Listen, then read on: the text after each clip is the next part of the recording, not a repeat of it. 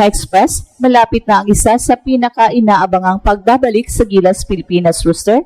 Ang unang laro ni Kai Sotto kasama ang Gilas sa February 2026 FIBA World Cup Asian Qualifiers laban sa New Zealand All Blacks sa February 26. Kung babaguhin ang takbo ng laro, gaya nung huling pakikita nila, siguradong nanginginig na ang buong Asia sa takot at excitement sa pagbabalik ng ating 7'3" big man. Huling nagtagpo ang Gilas at New Zealand noong second window ng FIBA Asia Cup 2025 qualifiers sa November 21, 2024 sa Mall of Asia Arena.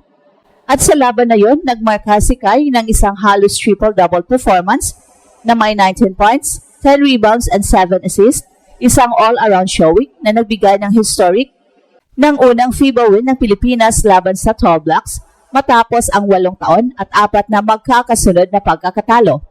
Ang score ay 93-89 sa gilid ng Gilas at sa panahong yon,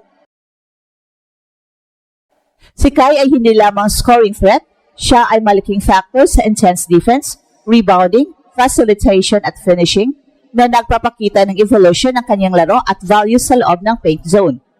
Ang kanyang kontribusyon ang nagbigay ng breakthrough na panalo na ngayon ay isinaalang-alang bilang isa sa pinaka-memorable games niya sa international scene. Simula nang makamit ng Pilipinas ang historic breakthrough na iyon, hindi na naglaro si Kai kasama ang Gilas sa ilang mga games dahil sa injury rehab at iba pang schedule commitment sa Japan B-League na kasabay ng national team windows. At dahil dito, ang performance ng Gilas laban sa New Zealand kapag wala si Kai ay hindi naging ganon katagumpay at ang koponan ay naka-record ng mga pagkatalo pag wala ang kanilang 7'3" rim protector at versatile big man. Ito ay nagpatindi sa pag-asa ng mga fans na ang kanyang pagbabalik ay isang malaking game changer para sa ating national squad. So ngayon, kung bumalik si Kai sa February 26 game kontra New Zealand sa FIBA World Cup Asian Qualifiers, hindi lang ito simpleng return, magiging isang sobrang anticipated at pressure-laden showdown ito kung saan ang All Blacks ay tiyak na maghahanda ng mas matinding schemes upang subukan siyang pigilan.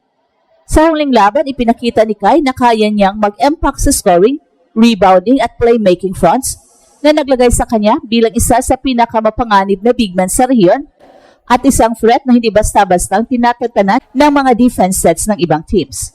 Kung mangyayari nga ang kanyang reunion laban sa New Zealand, hindi lang ito isang pagbabalik, ito ay isang pagkakataon para sa Gilas na muling patunayan na mas malakas at mas kompleto sila kapag kasama si Kai.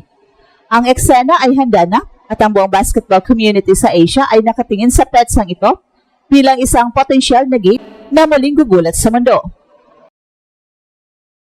Hindi lang ito simpleng pagbabalik, isa itong malinaw na babala sa buong rehiyon na sa paparating na February 26 FIBA World Cup Asian Qualifiers, muling isusuot ni Kai ang Gilas Pilipinas jersey sa isang laban na matagal nang hinihintay at kinatatakutan, Gilas kontra New Zealand.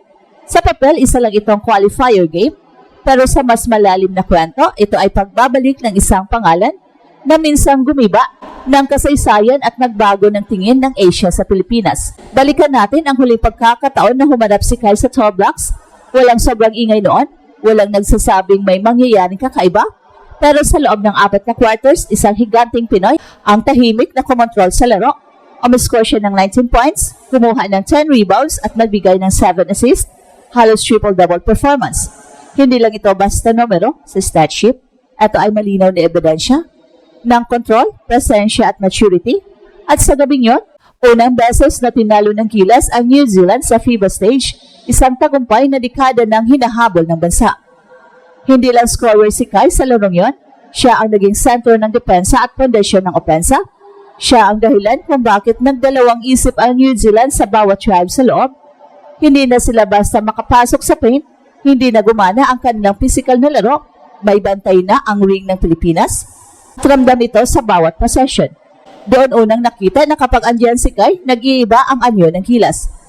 Pagkatapos ng makasaysayang panalong yon, dumaan si Kai sa mga panahong hindi siya nakalaro sa ilang FIBA windows dahil sa kanyang rehab at doon muling lumitaw ang malinaw na pagkakaiba nang muling humarap ang Gilas sa New Zealand na wala si Kai. Natalo ang Pilipinas, walang anterior presence, walang takot factor sa loob at walang stabilizer kapag nagkakagulo ang opensa. Biglang bumalik ang advantage sa Tor Blocks at bumalik din ang dating hierarchy. Kaya ngayong paparating na February window, malinaw ang narrative kapag andyan si Kai, ibang gilas ang lumalabas, hindi ito yabang kundi isang pattern na napatunayan na sa actual na laban. Sa loob ng kampo ng New Zealand, siguradong malinaw sa scouting report ang pangalan ni Kai.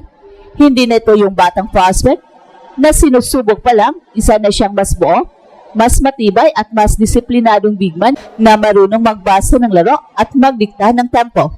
Sa mata ng buong Asia, ang laban na ito ay higit pa sa isang qualifier, isa itong reset ng balanse ng kapangyarihan. Ang tanong ay hindi lang kung mananalo ang gilas.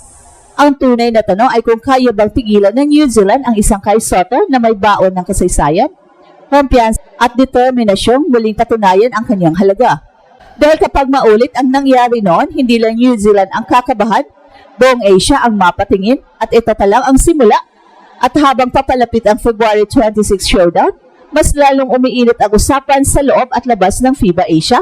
Hindi na ito simpleng anticipation lang sa pagbabalik ni Kai, esa na itong psychological warfare. Alam ng lahat na kapag andyan si Kai, hindi lang height ang kanyang dala, may kasamang alaala, may kasamang trauma, at para sa New Zealand, sariwa pa rin ang sugat sa unang pagkatalo nila sa gilas na siya ang sentro. Sa modernong basketball, hindi na sapat ang laki lang, kailangang marunong ng umangkop, magbasa at mag-adjust. At dito lalong nagiging delikado si Kai, hindi na siya yung dating raw prospect na umaasa lang sa haba ng braso. Mas mahinahon na ang galaw, mas matalino ang depensa, at mas malinaw ang desisyon sa opensa. Kapag dinodoble siya, marunong na siyang maglabas ng bola. Kapag one-on-one, kaya na niyang magtiis at umatake sa tamang oras. Ito ang klase ng big man na ayaw mong harapin sa isang high-stakes qualifier. Para sa gilas, ang pagbabalik ni Kai ay parang nawawalang piraso na muling bumalik sa puzzle. Biglang gumagaan ang trabaho ng mga guards, mas nagiging agresibo ang wings dahil alam nilang may sasalo sa loob. At sa depensa, mas nagiging kumpiyansa ang perimeter defenders dahil may last line of defense sa likod. Ang buong sistema ay nagiging mas buo, mas organisado at mas kalmado. Ito ang epekto ng isang anchor, isang presensyang hindi kailangang mag-ingay para maramdaman. At sa kabilang panig, malinaw din ang dilema ng New Zealand. Kung tutukan nila si Kai, magbubukas ang opensa ng gilas sa labas. Kung iiwan naman siya, alam na nila ang maaring mangyari sa paint. Hindi ito madaling equation at mas lalo ito nagiging komplikado dahil sa emotional na bigat ng nakaraan. Hindi basta-basta makakalimutan ng isang kupunan ang unang pagkatalo nito sa isang bansang matagal nitong dinodomina. At ito ang Express Info kung saan bawat kwento ginulat ang mundo. Don't forget to like and subscribe.